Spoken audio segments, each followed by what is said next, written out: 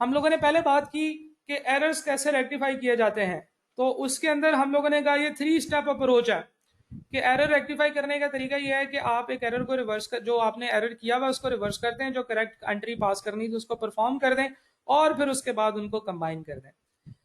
फिर हमने कहा कि इसमें एक और तरह के सवाल आता है जिससे हम सस्पेंस अकाउंट का सवाल कहते हैं। सस्पेंस अकाउंट का जो क्वेश्चन है that is also very easy, क्योंकि हम लोगों ने एरर्स को करेक्ट करने का तरीका समझ लिया है, बस अब हमने उसको प्लेस करना है कि सस्पेंस अकाउंट में कैसे प्लेस करेंगे।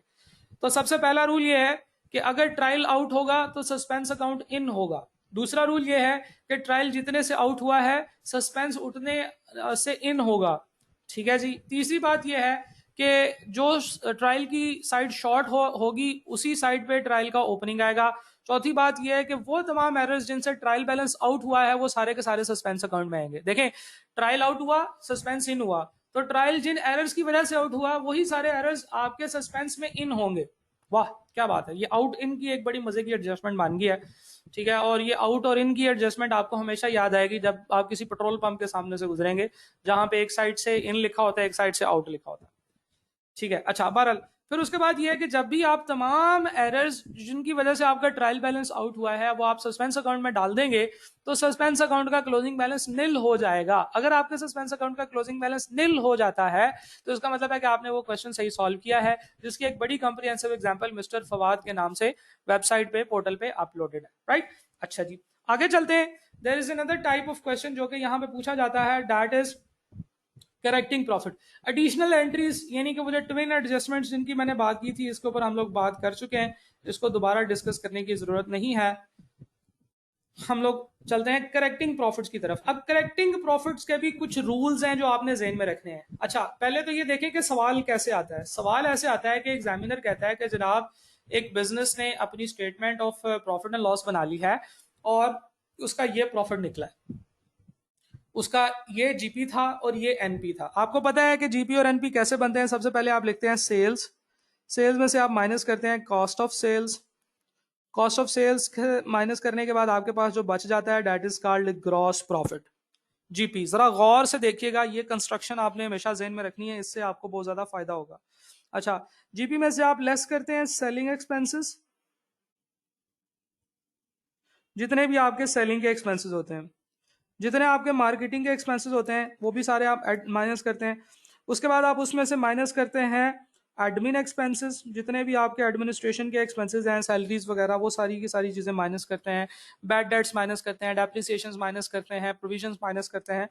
आप उसमें ऐड करते हैं अगर कोई अदर इनकम हो,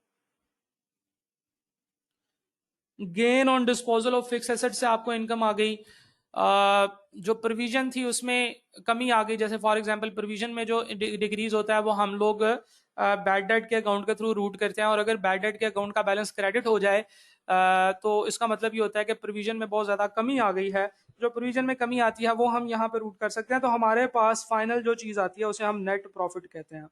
ये जो नेट प्रॉफिट होता है ये हम लोग स्टेटमेंट ऑफ फाइनेंशियल पोजीशन में कैपिटल के नीचे लिखते हैं, कैपिटल में ऐड कर देते हैं, या अगर हम लोगों ने पार्टनर्स के अकाउंट बनाए हो तो पार्टनरशिप के अंदर हम लोग उसको उसके करंट अकाउंट्स में ऐड कर देते हैं। राइट, ये काम हम लोग करते होते हैं। ये है जनाब हमारे पास statement of profit and loss का एक फॉर्मेट, इसको हमेशा ज़हन में रखिएगा। एग्जामिनर आपको क्या कहता है, वो कहता है कि जनाब statement of profit and loss बनी तो एक ग्रॉस प्रॉफिट जो है ना वो आपका इतना निकला, या नेट प्रॉफिट इतना निकला। ग्रॉस प्रॉफिट या नेट प्रॉफिट देने के बाद वो आपको कहता है कि यार हमें तो कुछ एंट्रीज, कुछ गलतियां पकड़ी गई हैं, अब उन गलतियों की बेसिस के ऊपर हमें करेक्टेड ग्रॉस प्रॉफिट या करेक्टेड नेट प्रॉफिट या करेक्टेड दोनों ग्रॉस और नेट प्रॉफिट ये दोनों आइडेंटिफाई करके दें, फाइंड आउट करके दें। यहां पे भी प्रॉब्लम कोई नहीं है। स्टेप नंबर 1 ये है कि आपने सबसे पहले जो एरर्स हैं उनकी करेक्टिंग एंट्रीज फाइंड आउट करनी है। सबसे पहले जो भी एरर्स उसने बताए हुए हैं आप अपनी वर्किंग में उन तमाम एरर्स की करेक्टिंग एंट्री फाइंड आउट करें, और उसको फाइंड आउट करने का तरीका क्या है, वही 3 स्टेप अप्रोच जो कि मैंने आपको कहा है कि आपने 3 स्टेप अप्रोच लेके चलनी है, और उसी के ऊपर आपने करेक्टिंग एंट्री निकाल लेनी है। जब आपके पास एक करेक्टिंग एंट्री आ गई, स्टेप नंबर 2 इसके आपने उस एंट्री को गौर से देखना है, उसके अंदर जितने भी अकाउंट्स इन्वॉल्व हैं आपने उन सब को गौर से देखना है और ये आइडेंटिफाई करना है कि उनमें से कौन से अकाउंट्स ऐसे हैं जो statement of profit and loss में जाते हैं। Statement of profit and loss में इनकम्स जाती हैं, एक्सपेंसेस जाते हैं, सेल्स और सेल्स रिटर्न्स जाती हैं, परचेज और परचेज रिटर्न्स जाती हैं। ये वो अकाउंट्स हैं जो statement and profit and loss में लिखे जाते हैं। Income, expense, sales, sales returns, purchase, purchase returns. ठीक है, ये वो डिफरेंट टाइप के अकाउंट्स होते हैं जो कि हमारे statement of profit and loss में प्रेजेंट किए जाते हैं। अगर आपकी करेक्टिंग एंट्री जो आपने बनाई है उसके अंदर इन 6 में से कोई एक अकाउंट है, 2 है, 3 है, जितने अकाउंट्स हैं उन सारों को आपने निशानी लगा लेनी है कि ये अकाउंट्स ऐसे हैं जिनकी वजह से हमारा प्रॉफिट इफेक्ट होता है। यानी कि वो तमाम अकाउंट जो statement of profit and loss में जाते हैं उनकी वजह से हमारा प्रॉफिट इफेक्ट होना चाहिए। अच्छा, अब आप देखें कि इनमें से कोई भी अकाउंट अगर आपकी करेक्टिंग एंट्री में है और वो डेबिट हो रहा है तो प्रॉफिट में से माइनस कर दें, और अगर वो क्रेडिट हो रहा है तो प्रॉफिट में ऐड कर दें। दैट्स इट, ये रूल है जनाब। करेक्टिंग एंट्री फाइंड आउट करें। कैसे फाइंड आउट करें? 3 स्टेप अप्रोच लगाएं। जब आपके पास करेक्टिंग एंट्री आ जाए तो उसके अंदर देखें कि कौन से अकाउंट्स ऐसे हैं जो statement of profit and loss के अंदर जाते हैं। एक भी हो सकता है, 2 भी हो सकते हैं, 3 अकाउंट्स भी हो सकते हैं, 4 अकाउंट्स भी हो सकते हैं आपकी करेक्टिंग एंट्री में ऐसे जो कि statement of profit and loss में जाते हैं। ठीक है जी। अच्छा, जब ये सारे के सारे अकाउंट्स आप आइडेंटिफाई कर लेंगे तो आप सिर्फ ये देखें कि अगर वो अकाउंट डेबिट हो रहा है एंट्री के अंदर तो फिर आप उसको प्रॉफिट में से माइनस कर दें, और अगर वो क्रेडिट हो रहा है तो फिर आप उसको प्रॉफिट में ऐड कर दें। चाहे वो इनकम का अकाउंट है, एक्सपेंस का अकाउंट है, सेल्स का अकाउंट है, सेल्स रिटर्न का अकाउंट है, चाहे वो परचेज का अकाउंट है या परचेज रिटर्न का अकाउंट है, कोई भी अकाउंट है, अगर वो डेबिट हो रहा है आपकी करेक्टिंग एंट्री में, जो फाइनल आपने एंट्री बनाई है उसके अंदर, तो वो प्रॉफिट में ऐड होगा, सॉरी वो प्रॉफिट में से माइनस होगा, और अगर वो क्रेडिट हो रहा है तो प्रॉफिट में ऐड होगा।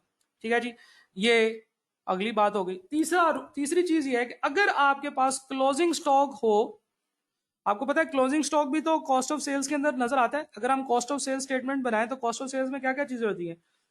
कॉस्ट ऑफ सेल्स में क्या क्या होता है? कॉस्ट ऑफ सेल्स में होता है जी opening stock plus purchases minus purchase returns minus carriage inward, उसके बाद आप इसमें से माइनस करते होते हैं क्लोजिंग स्टॉक। ऐसे ही करते होते हैं ना जी।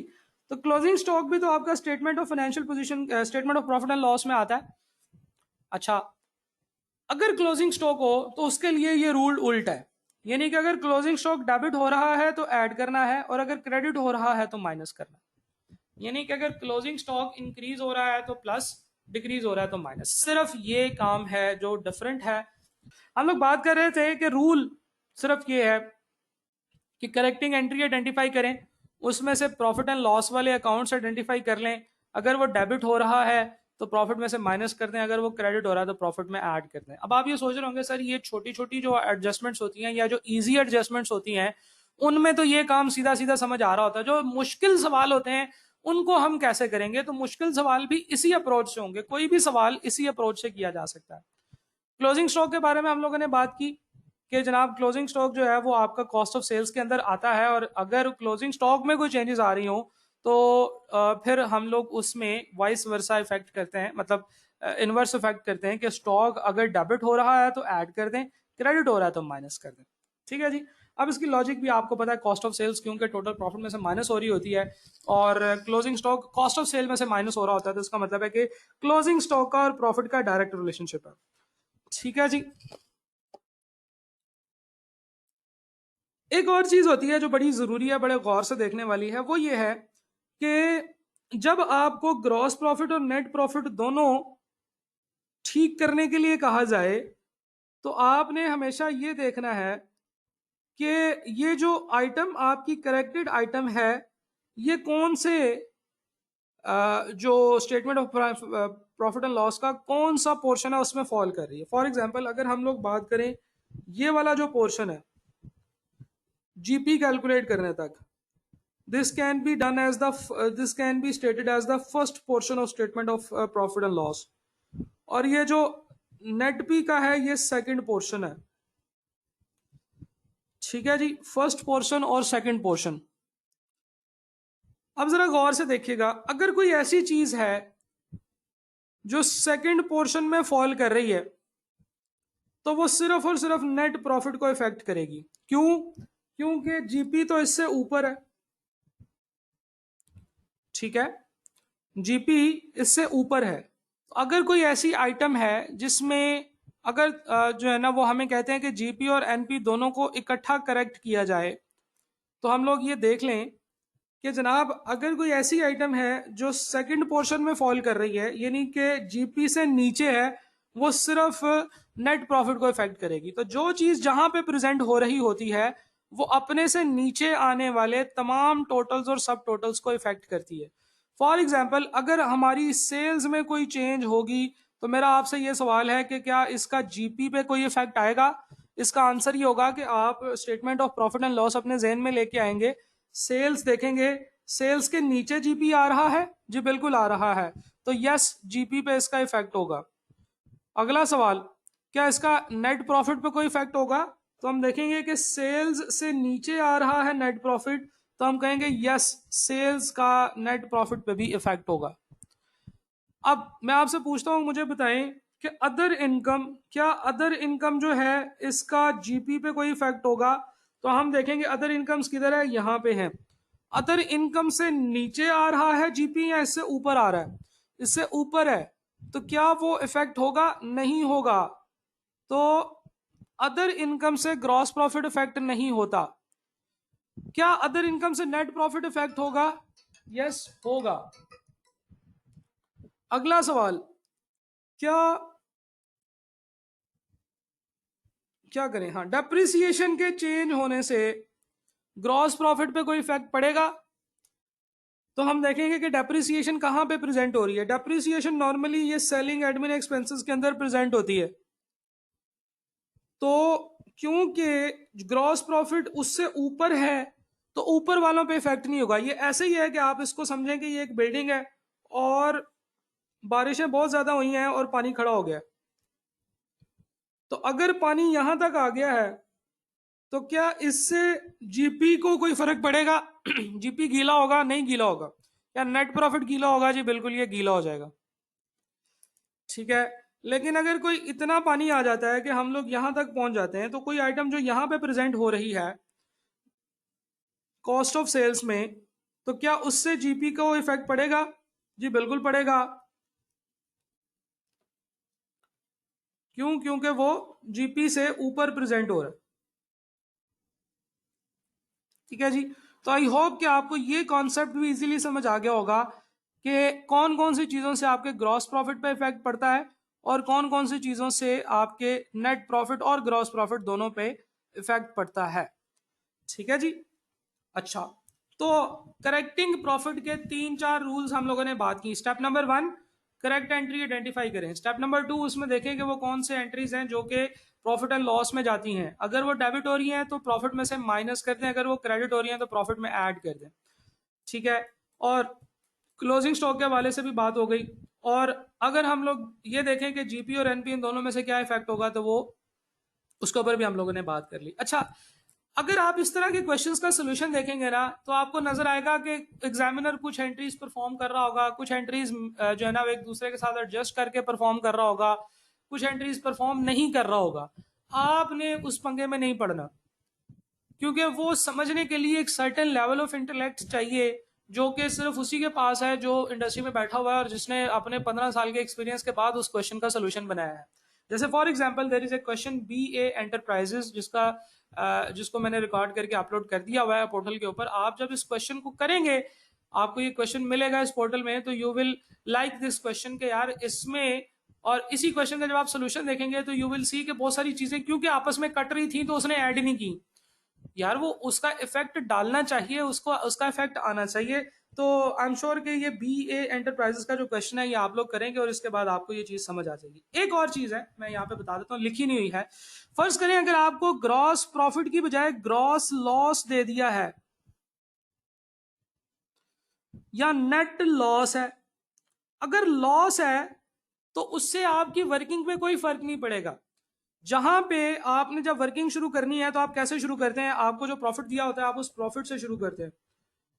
आपने अगर लॉस दिया हुआ है तो लॉस की फिगर ब्रैकेट में लिख देनी है, बस माइनस के साइन के साथ लिख देनी है। बाकी आपका सारा काम जो है ना वो बिल्कुल वैसे ही होगा जैसे कि आपने सीखा हुआ है। अब जारी बात है वक्त की कमी है और हम लोग क्रैश कोर्स में कर रहे हैं, तो मैं आपको फौरन से सवाल नहीं करा सकता, लेकिन इसका एक बड़ा खूबसूरत सवाल मैंने अपलोड किया हुआ है। BA एंटरप्राइजेस का क्वेश्चन है, ये सवाल आपने लाजमी तौर पे करना है, तो इंशाल्लाह जिससे आपका ये करेक्टिंग प्रॉफिट का टॉपिक कंप्लीट हो जाएगा। अच्छा, करेक्टिंग प्रॉफिट के साथ साथ corrected statement of financial position या corrected statement of profit and loss बनाने का सवाल भी अब आना शुरू हो गया है, जो कि प्रॉफिट्स से भी एक एडवांस लेवल की चीज है। यानी कि पहले तो ये था ना कि आपको प्रॉफिट्स दिए हुए थे, आपने वो प्रॉफिट्स करेक्ट करने थे, लेकिन corrected statement of financial position बनाना, ये अब एग्जामिनर ने सवाल पूछना शुरू किया, ये बड़े रीसेंट ट्रेंड्स में आना शुरू हुआ है। और मजे की बात यह है कि ये सबसे आसान काम है। देखे ना, हम लोगों ने क्या करना था, हम लोगों ने corrected statement of financial position बनानी थी या corrected statement of profit and loss बनाना था। तो इसके ऊपर अभी हम बात करते हैं। मैं ऐसे करता हूँ कि एक स्लाइड ऐड कर लेता हूँ, ताकि अगर कभी गलती से मेरा हाथ लग गया और स्लाइड आगे चली जाए तो वो जो ब्लैक स्क्रीन होती है आपको पता है उससे वो गायब हो जाती हैं चीज़ें। अच्छा जी, इस क्वेश्चन को भी डिस्कस कर लेते हैं। मैं इसकी स्लाइड्स नहीं बना सका था, लेकिन अब क्योंकि ये एग्जामिनर ने ये चीज़ें पूछना शुरू कर दी हैं, तो अब हम इसको डिस्कस करते हैं। एग्जामिनर आपको क्या देता है, आपको बता देता है कि जनाब ये मेरा एक क्वेश्चन है, उस क्वेश्चन में एक कंपनी है जिसकी statement of profit and loss और स्टेटमेंट ऑफ फाइनेंशियल पोजीशन बना के वो आपको दे देता है और कहता है कि जनाब इस कंपनी ने, बड़ी तेज कंपनी है ये, इसने अपना ये काम किया, इसने अपनी statement of profit and loss या स्टेटमेंट ऑफ फाइनेंशियल पोजीशन बना ली है, लेकिन उसके बाद कुछ एरर्स आइडेंटिफाई हुए हैं। ठीक है, error 1, error 2, error 3, error 4, error 5, और आपको कहा गया है कि corrected statement of financial position या statement of profit and loss या दोनों ही ये करेक्टेड बनाएं। ठीक है, तो इस सवाल को करने का तरीका बहुत ही सिंपल होगा। जैसे हम लोगों ने, खैर अभी हम लोगों ने बुक्स ऑफ प्राइमेंट्री नहीं पढ़ा, लेकिन बुक्स ऑफ प्राइमेंट्री में भी हम ऐसे ही करते थे कि ट्रायल से जो बुक्स ऑफ प्राइमेंट्री उससे ट्रायल या स्टेटमेंट ऑफ फाइनेंशियल पोजीशन या statement of profit and loss बनाते होते थे। तो रूल यही होगा कि आपको statement of profit and loss and statement of financial position दे दी गई है, आपने जो वो स्टेटमेंट ऑफ फाइनेंशियल पोजीशन या प्रॉफिट एंड लॉस दी है, अपने सोल्यूशन के अंदर बिल्कुल उसको वैसे का वैसे ही बना लेना है जैसे दिया हुआ है। Statement of profit and loss भी और स्टेटमेंट ऑफ फाइनेंशियल पोजीशन भी, ये दोनों बिल्कुल वैसे की वैसे ही बना देनी है जैसे उसने दी हुई है। अगर उसने टेबुलर फॉर्म में दी हुई है, टेबल बनाया हुआ है, जैसे टी अकाउंट बनाते हैं अक्सर के 2 कॉलम का बना देते हैं, तो अगर टेबुलर फॉर्म में दिए हुए हैं, इस तरफ उसने एसेट्स लिखे होंगे, इस तरफ उसने कैपिटल एंड लाइबिलिटीज दी होंगी, तो आपने वैसे बना लेना है। अगर उसने क्वेश्चन के अंदर statement of profit and loss proper statement form में बनाई हुई है, तो आपने सोल्यूशन में भी वैसे ही बना देनी है। तो वही सारी की सारी काम जो है ना वो आपने रेप्लिकेट कर देना है। सही हो गया? अच्छा, अब आपने वो वाला काम सारा का सारा रेप्लिकेट कर दिया, लेकिन फिगर्स जो उसने statement of profit and loss में लिखी हुई थी वो आपने यहाँ पे इन लाइन वर्किंग में लिख देनी है। फिर उसके बाद तमाम जो एरर्स हैं इनकी करेक्टिंग एंट्रीज बिल्कुल उसी तरीके से जैसे हमने 3 स्टेप प्रोसेस जो है ना वो फॉलो किया था, 3 स्टेप प्रोसेस की करेक्टिंग एंट्रीज निकाल लेनी है और करेक्टिंग एंट्रीज यहाँ पे प्लस या माइनस करते जाना है। ठीक है, और उसके बाद आपके पास final corrected statement of profit and loss या स्टेटमेंट ऑफ फाइनेंशियल पोजीशन आ जाएगी। अब ये है इसका ब्लूप्रिंट। ब्लूप्रिंट का मतलब क्या है, ये इसका नक्शा है, ये इसका काम करने का तरीका है कि अगर इस तरह का सवाल आ जाए तो ये और भी इजी है, इसमें कोई मुश्किल बात नहीं है, बस ये है कि हमने अपने प्रोसेस को फॉलो करना है। तो अगर वो उसने हमें statement of profit and loss, statement of financial position दी है और उसके बाद कुछ एरर्स दिए और आपको कहा है कि इसको ठीक करके दें, तो हम बिल्कुल वैसे की वैसे ही statement of profit and loss and statement of financial position copy paste कर देंगे।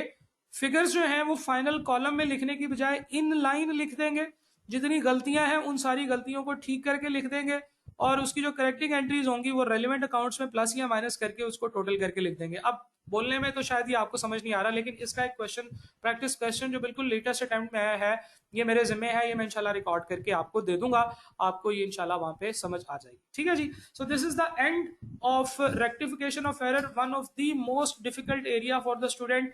डिफिकल्ट इसलिए नहीं है कि इसका प्रोसेस, इसको सॉल्व करने का तरीका डिफिकल्ट है, ये इसलिए डिफिकल्ट होता है कि हम पूरे तरीके से ग्रास्प नहीं कर पाते हैं कि गलती क्या है और उसको ठीक कैसे करना है। और ये गलती और उसको ठीक करना जो है वो आपको कब आएगा, वो तब आएगा जब आप की जो बाकी एरियाज में ग्रिप है वो बेहतर होगी।